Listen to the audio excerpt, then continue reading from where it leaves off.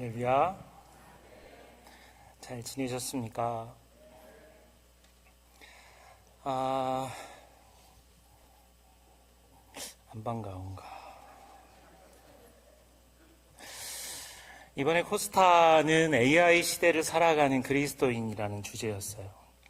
사실 저희 교회는 연령층이 높기 때문에 AI 시대하고 잘 맞지 않는다고 느낄 수 있습니다.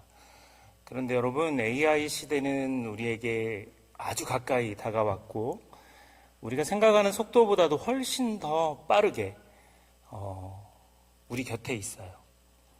제가 설교를 하고 난 다음에 성도들이 제 설교 제목하고 성경 본문을 올려놓고 챗 GPT를 돌립니다.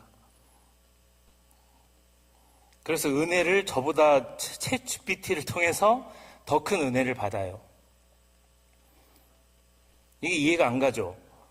굉장히 챗 GPT라고 하는 것이 AI 시대에 굉장히 다양한 일을 합니다. 우리 이태환 팀장님이 우리 부목사님들 머리를 다 스님처럼 만들 수 있는 것도 그냥 문장만 하면 됩니다. 나 빼고 나머지 사람 대머리로 만들어줘 하면 그냥 눈 깜짝할 사이에 부목사님들이 주의 종들이 됩니다. 중들이 돼요. 중들이. 이런 일이 왜 이렇게 벌어지냐? AI 시대이기 때문에 그래요. 그래서 우리가 교회 은퇴식을 할 때 그때 영상을 봤잖아요. 돌아가신 분들인데 그분들이 춤을 추는 장면이 나왔어요. 그것도 AI로 보고 난 거거든요. 근데 저런 장면을 언제 찍었지? 라고 인식되게 만들 정도로 너무 정말 이 사람이 다 속을 정도로 정교하게 잘 만들어진 걸 볼 수 있습니다.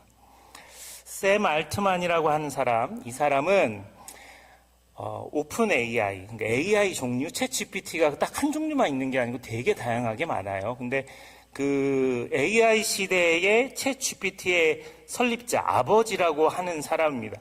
이분이 우리나라에 찾아와서 우리나라 대통령을 만납니다. 대통령 만난 이야기보다 중요한 것은 제가 지금 한 통역사를 보여줄 건데, 챗 GPT나 AI도 되게 중요하지만 기본적인 실력이 되게 중요하다는 거예요. 이 80 몇 년생인 이 젊은 샘 알트만이라고 하는 이 사람이 대통령 앞에서 한 나라의 국가 원수 앞에서 이야기를 하는데 너무 긴장이 되니까 뒤에 통역사가 있는데도 불구하고 말을 1분 정도 길게 합니다. 이것을 이 통역사가 어떻게 설명하는지를 잠시 보겠습니다. 들어주시죠. 한국 통역사가 실력을 보여줍니다. 챗GPT 샘 알트만이 대통령과 만났는데요. 샘 알트만이 AI의 미래에 대한 이야기를 시작합니다. 소리 좀 더 켜주세요. 할 말이 많은지 생각을 계속 말하는데요. 점점 손이 빨라지는 통역사. 말이 너무 길어서 걱정인 표정인데요. 네, 오늘 이렇게 만나 뵙게 되어서 정말 큰 영광입니다. 그리고 이렇게 만나 뵙고 한국이 목표로 하고 있는 부분을 지원을 하게 되어서도 굉장히 큰 영광인데요. 한국 같은 경우에는 이 번창하는 AI 생태계를 개발을 하겠다라는 목표를 가지고 있는데 저희가 이 부분을 이제 같이 할 수 있게 되어서 정말 기쁘게 생각을 하고 있습니다. 그리고 이미 방금 말씀을 드렸지만 한국 같은 경우에는 정말 엄청난 그러한 이 세계를 가지고 있는 것 같습니다. 지금 AI의 채택을 선도하겠다라는 목표를 하고 있고 그리고 또한 이를 가지고 정말 많은 것들을 구축을 하고 있는데요. 이 스타게이트 코리아를 함께 할 수 있게 되어서 정말 기쁘게 생각을 하고 그리고 한국에 계신 정말 유능한 파트너분들과 함께 이 데이터 센터를 또 같이 구축을 하게 되어서 이 부분을 정말 기쁘게 생각을 하고 있습니다. 이를 통해서 이 소브린 AI의 목표를 같이 지원을 할 수 있길 바라고요. 또 이를 통해서 향후에도 더 많은 일들을 할 수 있기를 기대를 하고 있습니다. 한국 같은 경우에는 업계 기반으로 봤을 때 사실 전 세계 그 어느 국가도 가지고 있지 않은 그러한 산업 기반을 가지고 있습니다. 이 산업 기반이라고 하면은 AI에서 굉장히 필수적인 부분인데 이러한 관점에서 이 한국에 있는 그런 유능한 회사들인 삼성 그리고 SK 하이닉스와 같이 파트너십을 맺게 되어서 너무 기쁘게 생각을 하고 있습니다. 이를 통해서 AI를 통해서 필요로 하는 그러한 니즈 그리고 수요를 저희가 충족을 할 수 있기를 바라고 있고요. 이러한 니즈뿐만 아니라 이제 국가적으로 필요한 니즈도 같이 지원을 하면서 말씀하신 대로 AI를 통해서 좀 행복한 세상을 만들 수 있기를 바라고 있습니다. GPT보다 더 잘하는 것 같네요. 진짜 너무 멋지지 않아요? 왜냐하면 지금 시대에는 저런 거 할 필요 없다. 챗 GPT가 다 알아서 한다. 라고 말을 하는데 저렇게 긴 문장을 잘 정리해서 그 빠른 속도로 제대로 전달할 수 있는 게 진짜 실력이거든요. 그런 친구들만 다 모아놓은 것이 유럽이나 미국이나 유학생들이 있는 곳이에요. 그런 친구들과 같이 예배를 드리는 목회자들은 되게 든든하고 행복할 것처럼 느껴져요. 찬양을 불러도 사부 성가대 이상으로 어마어마한 화음을 이룰 수 있는 음역대를 가지고 있는 사람들이 예배당 안에 있어요.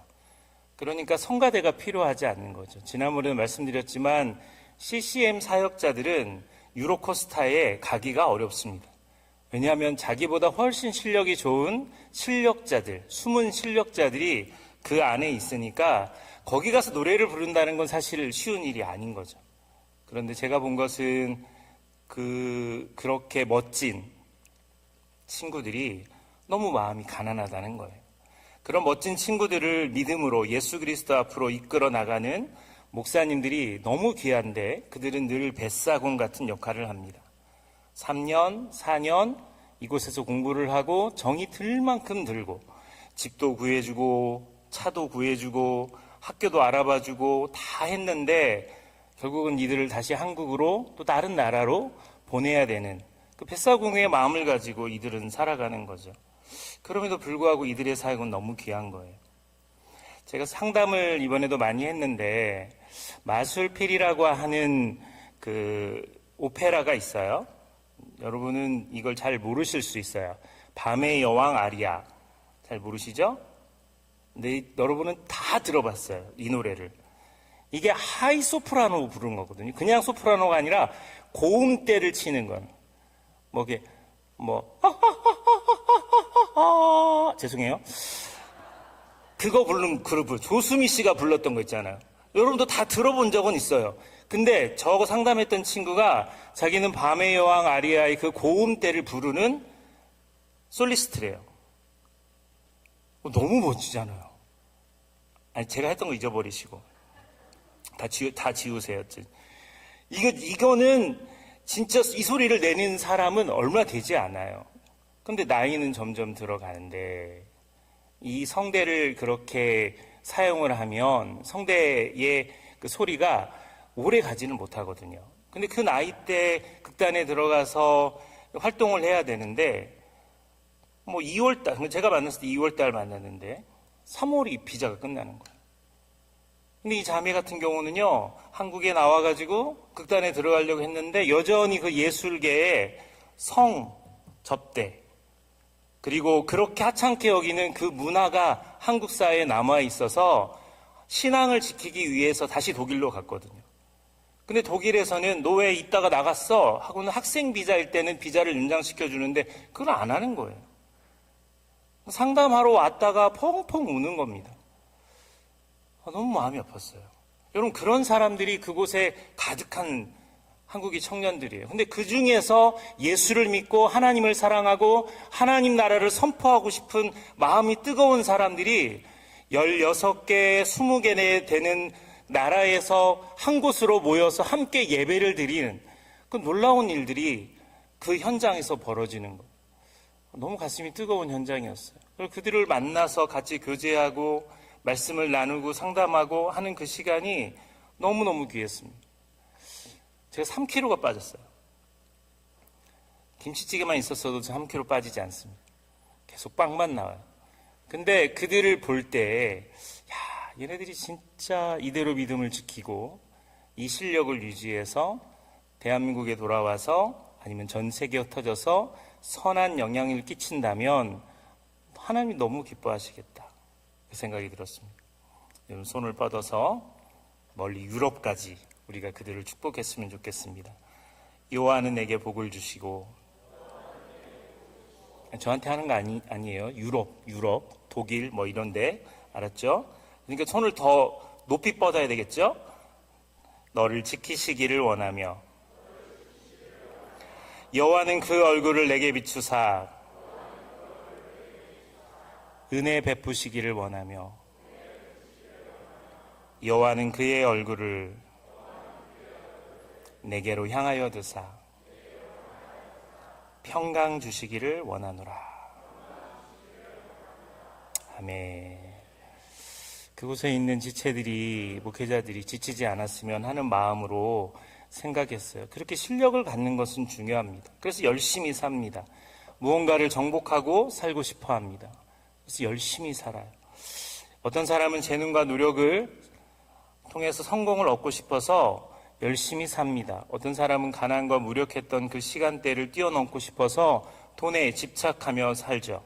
어떤 사람은 많은 사람에게 인기를 얻고자 하는 명예욕이 있어요. 그런데 성경은 전혀 다른 것을 정복하라고 이야기합니다.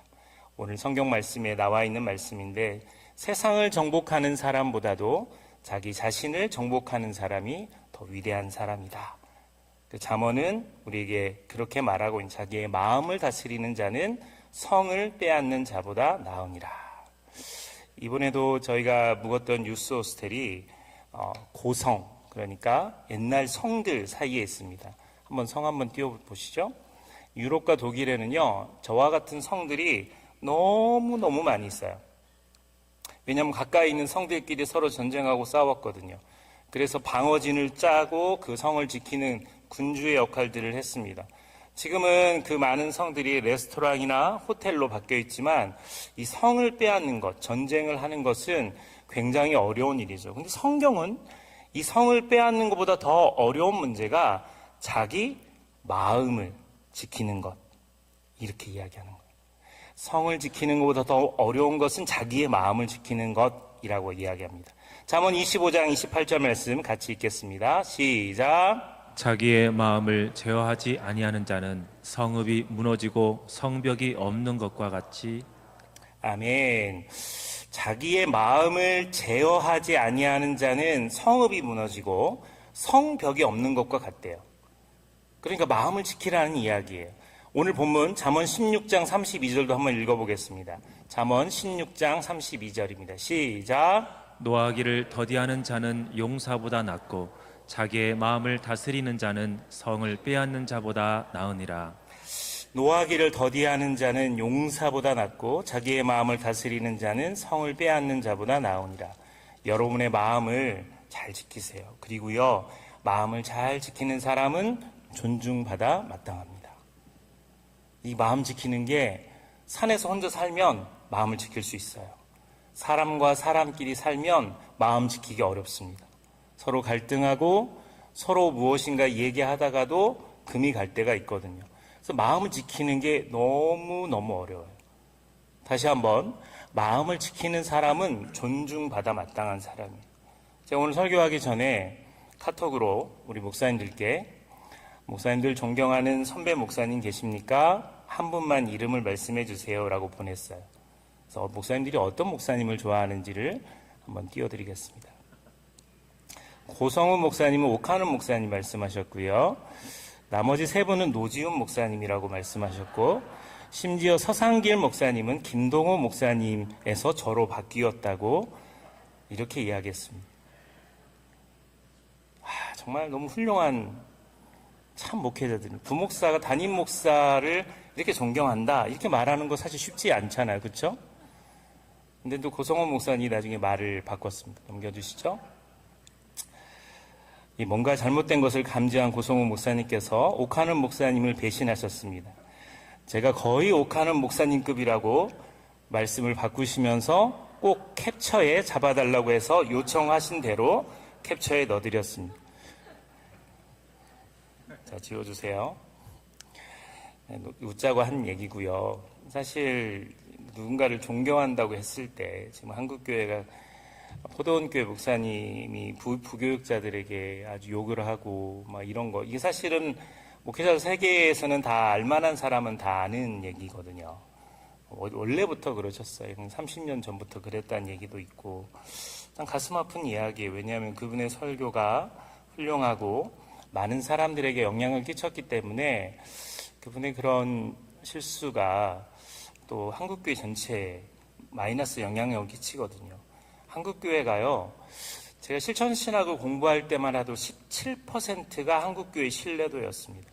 제가 지금 박사과정을 지금 다시 공부하면서 8%밖에 안 돼요.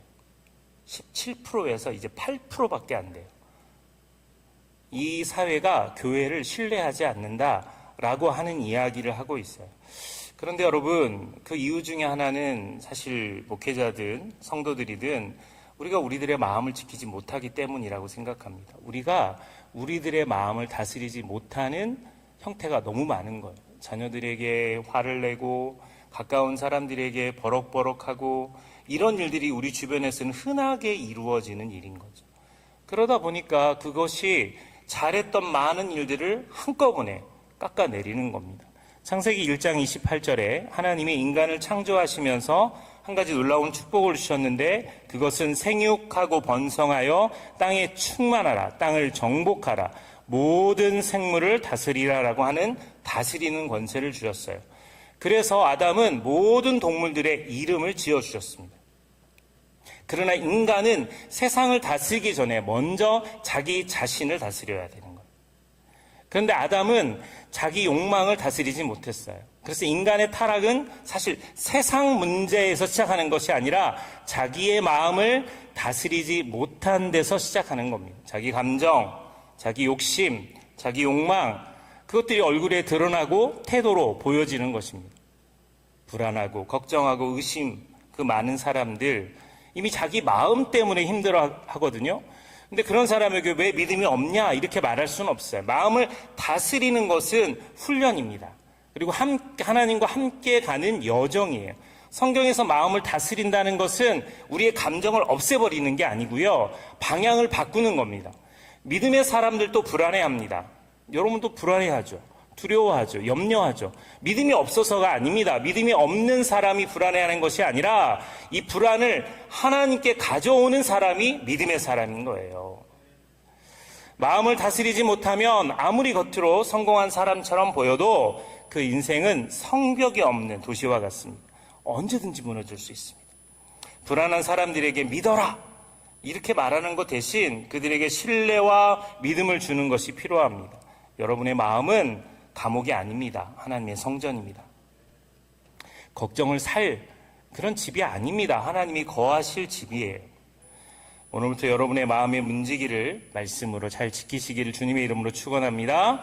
야고보서 1장 14절 15절 우리가 잘 아는 말씀인데 같이 한번 읽어보겠습니다. 시작. 오직 각 사람이 시험을 받는 것은 자기 욕심에 끌려 미혹됨이니 욕심이 잉태한즉 죄를 낳고 죄가 장성한즉 사망을 낳느니라. 자기 욕심에 미혹됩니다. 돈의 욕심에 미혹되고 성공하고 싶은 욕심에 미혹됩니다. 잘하고 싶은 욕심, 인정받고 싶은 욕구가 우리 안에 가득할 때가 많아요. 그런데 그것이 장성하며 사망을 낳는데요. 여러분 성경에서 예배를 드리는 자로 나와서 자기 마음을 다스리지 못해 무너진 사람의 이야기를 잘 아십니다. 가인입니다. 가인은 하나님께 제사를 드렸습니다. 그런데 하나님이 그 제사를 받지 않으셨어요. 그가 제사를 드리는 그 연기가 하늘로 쭉 올라가는 것이 아니라 흩어졌어요. 제가 이 설교를 하고 난 다음에 어떤 분들은 이 평택 지역, 공단 지역을 가다가 그 연기 나잖아요. 그 연기 나는데 이게 바람이 안 불어서 연기가 쭉 올라가면 아이고 하나님 받으시네 이런 헛소리 하시는 분들이 계세요. 그 연기는 그냥 연기일 뿐입니다. 근데 이 가인의 마음은 예배드리다가 예배하는 마음을 갖다가 하나님께 제사하다가 그 마음이 흩은 연기처럼 자기 동생을 죽이고 싶은 욕망이 생겼어요. 이 땅에서 처음 태어난 아들이 두 번째로 태어난 소중한 동생을 살인하는 사건이 예배 중에 벌어진 겁니다. 마음을 지키지 못할 때 끔찍한 일이 벌어지는 거죠. 가인의 마음에 좌절과 분노가 들어왔습니다. 그때 하나님께서 가인에게 하신 말씀이 아주 놀랍습니다. 창세기 4장 7절입니다. 같이 한번 읽어볼까요? 시작. 내가 선을 행하면 어찌 낯을 들지 못하겠느냐. 선을 행하지 아니하면 죄가 문에 엎드려 있느니라. 죄가 너를 원하나 너는 죄를 다스릴지니라. 죄가 문에 엎드려 있느니라. 죄가 너를 원하나 너는 죄를 다스릴지라. 히브리 원문으로 라페타우, 하타트, 로페츠 문 앞에 죄가 웅크리고 있다는 뜻이에요. 특히 로페츠라고 하는 이 단어는요, 맹수가 먹이를 노리고 웅크리고 있는 모습이에요. 가끔 제가 뭘 잘못 눌렀는지 악어가 자꾸 저는 그 알고리즘에 걸려가지고 악어가 굉장히 이렇게 페이스북 보거나 뭐 인스타 하면 악어가 굉장히 많이 나와요. 아, 그거 안 보고 싶은데. 분명히 그거 관심 없다고 표시해도 악어가 그렇게 많이 나와요. 뱀도 많이 나와요. 왜 이런 게 나오지 하고는 지우거든요. 근데 사자가 웅크리고 있잖아요. 언제 튀어나올지 모르는 겁니다. 어떤 사진작가가 사진을 찍는데 물속에 악어가 있어요. 눈이 보여요. 그 위에 있는 사람들이 빨리 올라오라고 악어가 있다고 그러는데 이 사람이 말을 듣지 않은 거예요. 다행히 그 사람은 안전했습니다. 근데 악어가 튀어 올라와서 물어서 끌고 들어가려고 그랬어요. 여러분, 이것이 문 앞에 죄가 웅크리고 있는 모습이에요. 가인에게는 그런 거예요. 그래서 하나님께서 가인에게 이 말씀을 하실 때 진짜 부드럽게 이렇게 가인아, 죄가 지금 내 인생의 문 앞에서 맹수처럼 기회를 기다리고 있다. 죄가 너를 원하나 너는 죄를 다스려라. 하나님이 그것을 가인에게 부탁하고 있는 거예요. 네 마음을 다스려라 라고 하는데 가인은 결국 분노를 다스리지 못했고 동생 아벨을 죽였어요.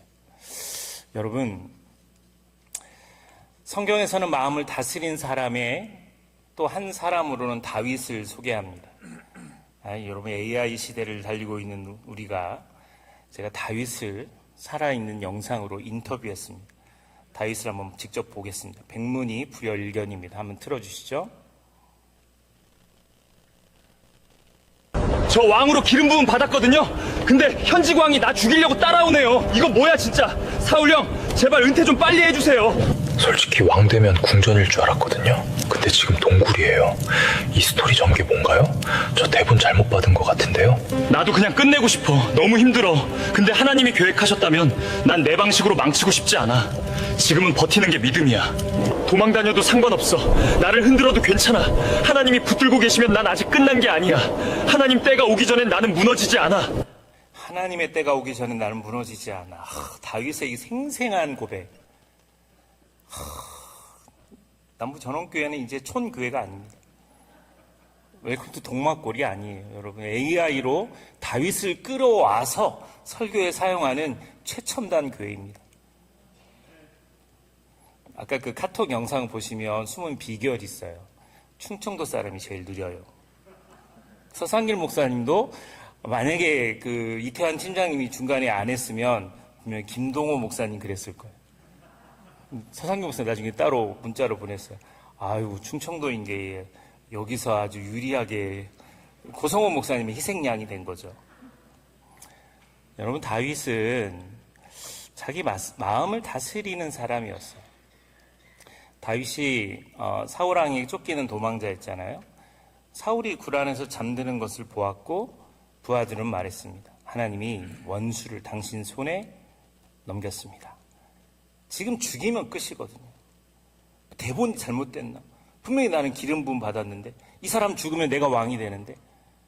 그런데 다윗은 그렇게 하지 않았어요. 여호와의 기름 부음 받은 자를 내가 칠 수 없다. 사무엘상 26장에는 두 번째 기회가 찾아옵니다.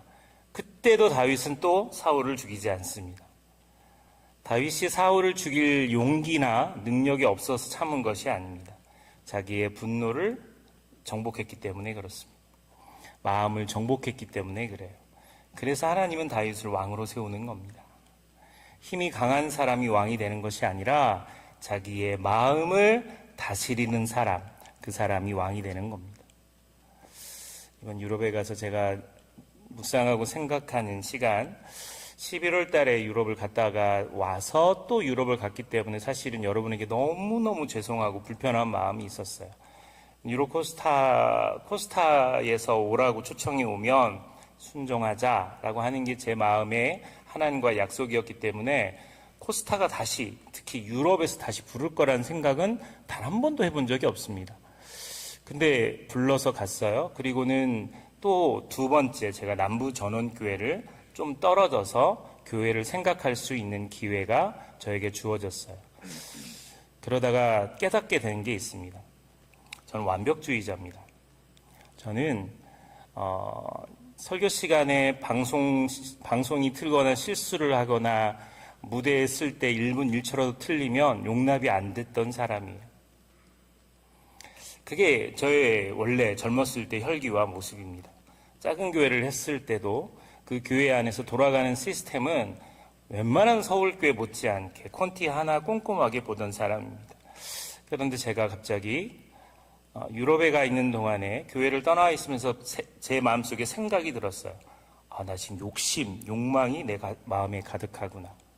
브레인시티 입주하면 그 사람들을 어떻게든지 우리 교회로 끌고 가려고 하는 야망이 내 마음에 가득하구나. 그걸 깨달았어요. 전략을 세우는 것도 중요합니다. 무엇인가 하는 것도 중요한데 그러다 보면 자꾸 부딪히게 돼요.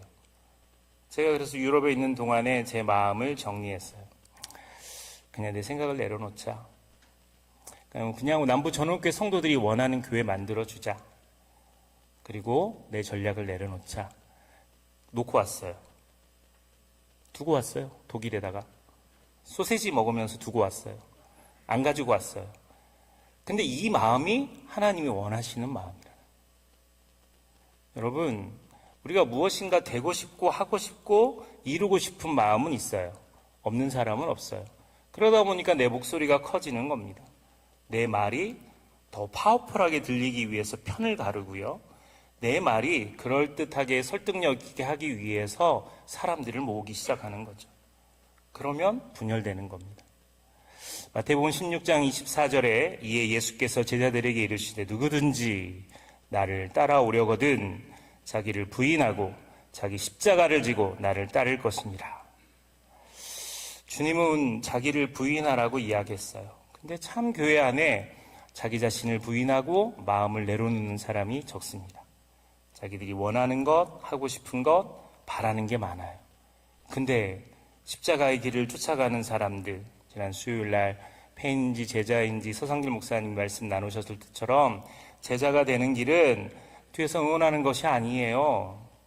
십자가를 지는 겁니다. 실천하는 거예요. 따라가는 거예요. 내 처음 마음을 유지하는 거예요. 그 주님이 원하시는 거고 그것이 마음을 지키는 것입니다.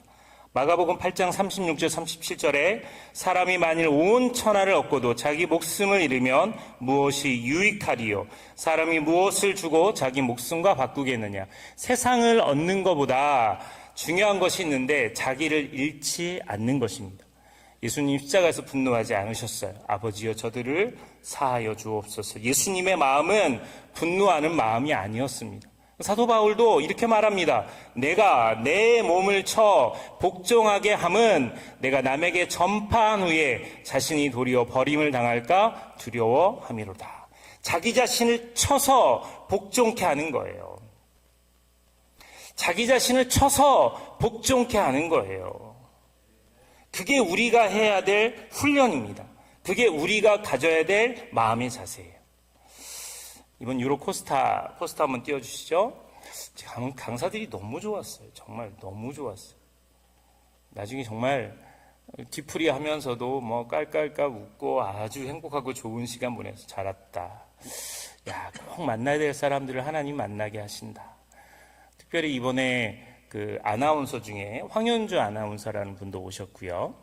장애인 인권에 힘쓰시는 김예원 변호사라고 아주 유명하신 분입니다. 근데 이분도 오셨어요.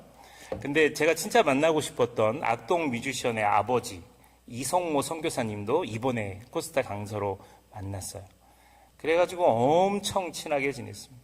유럽 목사님들, 한국에서 오신 목사님들 잘 섬기고 잘 돌봐드렸어요. 저는 또 그게 은사잖아요. 저는 그게 또 은사잖아요. 그쵸? 아멘 하지 말고 네 그러시면 돼요. 이건 아멘 할 게 아니에요. 제가 잘 섬겨요, 정말. 그래서 처음 오신 그 목사님들, 어른 목사님은 너무 힘들어 하시는 거예요. 진짜 정신이 하나도 없어요. 강의 들을 시간도 없고 자기 강의도 해야 되지만 상담을 엄청. 저랑 같이 그 김종인 목사님이라고 비트윈 교회 목사님 계신데 이분 아주 탁월하신 말씀 잘 전하시는 분이거든요. 이분 첫째 날 그 집회하고 난 다음에, 저녁 집회하고 난 다음에, 그러니까 우리가 한국에서 넘어가서 저녁 집회하는 시간이 한국 시간으로 하면 새벽 4시부터 6시까지 집회하는 거예요. 나를 꼬박 세고 막 그때 피를 토하며 집회를 하는데 정말 너무 설교를 잘했어요. 그래서 이분이 상담을 17명을 했어요. 나중에 뻗어버렸어요. 이게요, 설교하는 것보다 더 힘듭니다. 얘네들이 울고불고 하잖아요. 울고불고 하잖아요. 그 이야기를 시차 적응이 안 돼서 졸음이 오는데도 들어주는 거예요. 근데 김종인 목사님 저한테 그 얘기 하더라고요. 목사님, 우리가요, 목사님은 나하고 이제 나이 차이가 한 2살 정도 나는데, 우리가요, 얘네들 아버지 뻘이 됐어요. 그래서 얘네들이 하는 말이 아들 같고 딸 같은 거예요. 그 말이 공감이 되더라고요. 내 아들, 딸 같은 애들이 여기서 힘들다고 우는데, 그냥 목이 메이는 거죠. 너무 귀한 사역자들을 만나서 진짜 사역을 하는데, 여러분 진짜 이게 쉬운 게 아니에요. 진짜 다음에 코스타 갈 때는 제일 말 안 듣는 장로님 한 분 모시고 가가지고 제 옆으로 계속 데리고 다니면서 풀타임을 한번 보여드리고 싶어요. 코스타가 장난이 아니에요. 그냥 이게 김병삼 목사님 같은 분, 그 만나교회 목사님이 그 코스타 한번 가고는 너무 힘들어 하셨거든요. 왜냐하면 이게 자기는 부흥회를 가면은 말씀만 전하고 나머지 시간은 쉬잖아요. 다른 강사들 얘기 들어야 되지. 상담을 해야 되지. 그러니까 되게 힘들어 하는 거예요. 근데 한번 갔다 오면 이게 얼마나 귀한지를 알아요. 야, 이게 얼마나 귀한지를 알아요. 제가 만난 사람 중에 루카스라는 형제가 있습니다. 너무 잘생겼어요, 정말. 색소폰 연주자입니다. 우리 이한수 장로님이나 남장로님이나 색소폰 진짜 연주 잘하시죠. 그거는 장난감. 이한수 장로님이나 남장로님 장난감. 내가 여기서 들었던 색소폰하고 달라요. 그래서 제가 루카스 이 형제하고 친해져가지고 이게 무슨 장치가 있는 거 아니에요? 여기 분명히 무슨 장치가 있어. 뭔가 달렸어. 이거 특수한 장치가 있어. 라고 제가 계속 웃으면서 농담을 했어요. 왜냐하면 전 이분의 집회를 다 못 들었는데 한 2곡 정도 연주하는 걸 봤어요. 유로코스타에 있는 애들이 바이올린을 켜도요, 기가 막히게 킵니다. 전 처음에 보시는 장면은 전체 집회의 장면에 이 루카스 가는 거예요. 이게 페이스북에서 다운받았기 때문에 영상 질은 되게 좋지 않아요. 근데 그 장면이 나오고 나중에 바이올린 켜는 애는 한 중학교 1학년도 안 되는 아이입니다. 그 친구 선발해서 같이 합주를 한 거고요. 맨 마지막에 그 유스 코스타, 어린이 코스타까지 있는데 거기서도 이거를 연주를 하는데, 정말 색소폰 연주를 하면 사람들이 찬양하고 싶은 마음이 드는, 영혼이 있는 그런 예배예요. 유로코스타를 잠깐 보여드리겠습니다. 보시죠.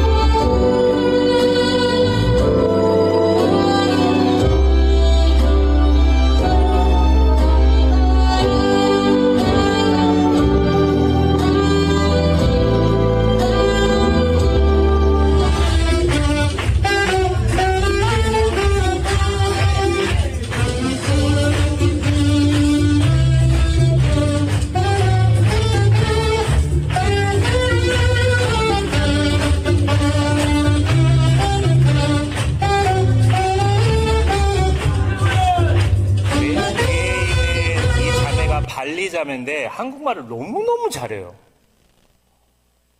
서상길 목사님보다 잘해요. 한국말을 왜 이렇게 잘하는지. 프랑스 사람인데 진짜 말을 너무너무 잘해요. 깜짝깜짝 놀랐어요. 끼 있는 사람들이 다 모여있으니까 너무 멋진 거예요. 그래서 그 색소폰을 들고 교회를 가면 색소폰을 부를 줄 아는 사람들이 일단 딱 연주를 시작하면 팔짱을 낀대요. 이한수 장로님 보다 그럴 거예요, 나중에. 팔짱을 끼면서 해봐. 했다가 한국 나오면 손을 푼대요. 이렇게 변한다고. 이 루카스 형제가요, 강사들하고 헤어지는 날, 아침 일찍 제가 7시에 그 다른 곳으로 이동을 할 때, 조식 시간에 일부러 나와준 거예요. 다른 강사들도 진짜 적응 안 돼서 너무 피곤해서 잠을 자고 있는데, 목사님 저기 가시는데 식사 같이 하려고 나왔어요. 9시에 좀 이따 강사들 나오는데 그때 또 한 번 먹을 거예요. 그러면서 나왔는데 너무 감동이었어요. 그런 걸 여러분 경험하지 않아서 감동이 안 될지 모르지만 저는 진짜 감동이었어요. 왜냐하면 이 루카스 형제는 가수 박상민 밴드의 마스터 밴드로 10년 이상 맡았습니다. 국내 최정상급 색소포니스트, 작사, 편곡가입니다. 이 사람이 얼마나 이게 활발하게 하냐면 나는 가수다, 부르의 명곡, 보이스트롯, 또 열린음악회 이런 곳에서 아주 유명한 가수들하고 연주하는 사람이에요. 시시한 사람이 아니에요. 여러분, 한국은 노래하는 사람들이 존중받아요. 일본은 그렇지 않습니다. 노래하는 사람들 플러스 연주가들이 존중받습니다. 근데 이 한국은 일단은 밴드를 해도 뒤에서 기타 치고 드럼 치는 사람을 존중하지 않아요. 페이가 달라요. 일본 같은 경우는 그러지 않습니다. 근데 이 친구는 복음을 증거하고 청년들하고 찬양하는데 이게 진짜 쉬운 게 아닌데 아이들이 다 성악을 하거나 악기 피아노를 치거나 또 여러 가지 그 공부를 하는 애들인데 지치잖아요. 근데 루카스 형제가 이야기하는 거예요. 연습, 훈련밖에 방법이 없다는 거예요. 아무것도 보지 않고도 색소폰 하나 가지고 그 조를 바꾸고 그냥 사람들이 환호하게 만드는 것은 밤낮 열심히 하는 연습밖에 없다라는 이야기를 설명하는 거예요. 아침에 조식 먹으면서 무슨 얘기를 하냐면 저 남부 전원교회 가고 싶어요. 우리 교회 온대요.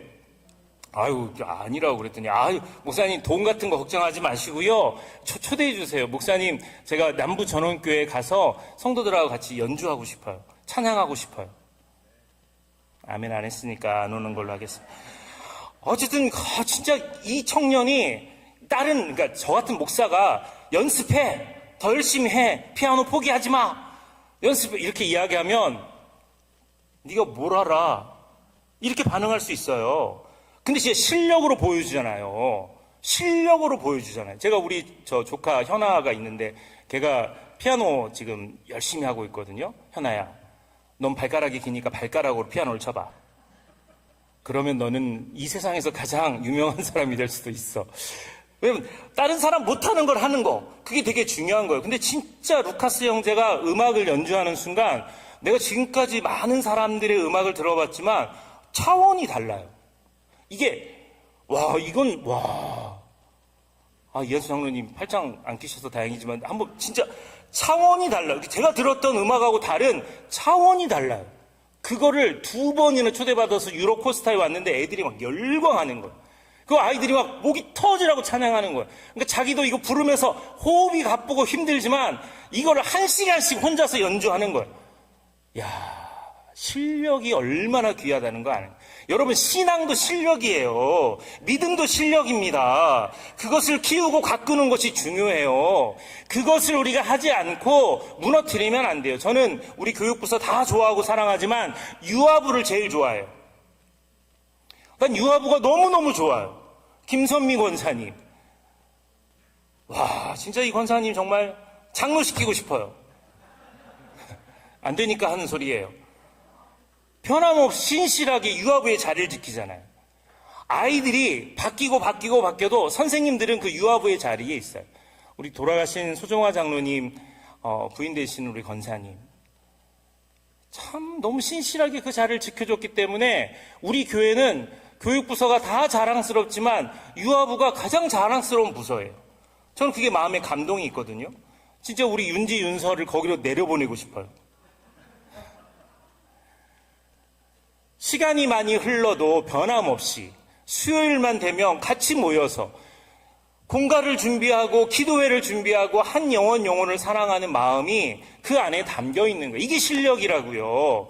이게 진짜 교회다운 교회인 거죠. 우리 교회는 그 정신이 살아있는 거예요. 중국 선교, 디아스포라, 튀르키예 이들을 섬기는 마음도 실력인 거예요. 우리 한 사람 한 사람이 그들의 영혼을 사랑하니까 언어는 되지 않아도 그들에게 눈빛으로 말하고 표현하는 것, 그게 실력이라고요. 그게 우리 안에 있어야 돼요. 피곤하죠. 많이 피곤하죠. 주일날이 가장 피곤하죠. 그럼에도 불구하고 여러분에게 헌신을 요구하는 것은 아직 우리가 가야 될 십자가의 길이 있기 때문에 그래요. 근데 여러분 더 놀라운 것은요, 진짜 우리가 제대로 그 길을 걸어가잖아요. 피곤치 않습니다. 곤비하지 않습니다. 독수리에 날아가는 것처럼 다른 게 올라가는 속도가 점점점 상승하는 걸. 그건 하나님이 우리에게 준 능력이에요. 그게 없고 내 힘으로 하려고 하니까 지치는 거예요. 말씀 묵상하고 생각할수록 기분이 좋고 깨달음이 있고 행복한 것. 루카스 형제가 말했던 것처럼 방에 들어가서 몇 시간이고 연습하고 호흡이 가빠질 줄로 연습하고 그 연습이 결국은 실력을 만들어내는 거죠. 마음을 지키라라고 이야기했을 때 우리의 마음은 사실 우리가 지킬 수 없어요. 우리의 시선을 주님께 돌리는 겁니다. 말씀을 읽겠습니다. 히브리서 12장 2절 말씀에 믿음의 주요 또 온전케 하시는 이인 예수를 바라보자. 우리가 계속 나 자신을 바라보면 분노가 끓어올라요. 사람을 바라보면 상처가 커집니다. 환경 바라보면 좌절이 깊어지는 거죠. 그런데 예수님을 바라보기 시작하면 예수님이 우리의 마음을 다스려 주십니다. 그래서 오늘 우리가 부를 찬양처럼 내게로부터 눈을 들어 주를 보기 시작할 때 내 작은 마음 돌이키사 하늘에 꿈꾸게 하시네. 시선을 바꾸면 마음이 바뀝니다. 사랑하는 성도 여러분, 처음으로 돌아갑시다.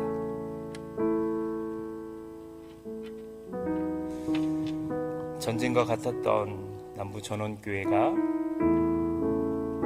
겨우 마음의 문을 열고 처음 여러분이 끌어안고 울었던 그 시간으로 돌아갑시다. 그때 우리가 뭘 말했어요? 부흥 아니었어요. 부흥은 꿈에도 꾸지 못했습니다. 이 관계가 풀어질까? 이 응어리진 마음이 해결될까? 제가 그래서 김정도 장로님의 간증이 귀하다고 느껴지는 거예요. 얼마나 마음이 힘드셨으면 암 투병까지 가셨을까? 수요일날 요양원에서 퇴원하시면서 소종화 장로님이 또 가셔서 섬겨주셨어요. 자신의 아내가 겪었던 그 어려움을 김정도 장로님이 겪고 있으니까 그렇게 마음이 움직이는 것, 그게 교회 아닐까요? 우리 처음 마음으로 돌아가요. 우리 교회 대단한 교회 아니고요, 대단해질 필요도 없습니다. 우리 안에 사랑하고 우리 안에 섬기고 우리의 마음을 지키고 하나님 나라를 꿈꾸고, 그게 우리 안에 있을 때만 하나님이 우리를 기쁘게 여기십니다.